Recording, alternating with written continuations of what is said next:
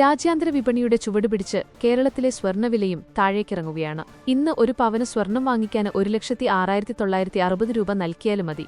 2,680 രൂപയാണ് ഇന്ന് മാത്രം കുറഞ്ഞത്. ഒരു ഗ്രാമിന് 335 രൂപ കുറഞ്ഞ് 13,370 രൂപയുമാണ് ഇന്നത്തെ നിരക്ക്.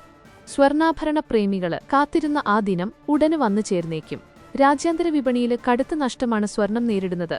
ഇതിന്റെ ചുവടുപിടിച്ച് കേരളത്തിലെ വിലയിലും വലിയ മാറ്റം.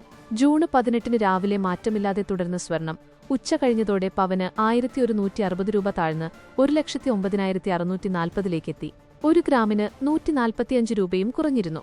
രാജ്യാന്തര വിപണിയിൽ $4,268 സ്വർണം താഴ്ന്നതാണ് കേരളത്തിലെ വിലയും മാറാന് കാരണമായത്. അമേരിക്കൻ കേന്ദ്ര ബാങ്കായ ഫെഡറൽ റിസർവ് പലിശ നിരക്ക് കുറയ്ക്കാൻ തയ്യാറാകാത്തത് ആണ് നിലവില് സ്വർണ്ണവില കുറയുന്നതിന് വഴിയൊരുക്കിയത്. പലിശ കുറച്ചില്ലെങ്കിൽ നിക്ഷേപകര് ബോണ്ട്, FDകള് തുടങ്ങിയവയിലേക്ക് തിരിയും. ഇത് സ്വർണത്തിന്റെ ഡിമാൻഡ് കുറയ്ക്കുന്നതിനാൽ വില ഇനിയും കുറയാനാണ് സാധ്യത.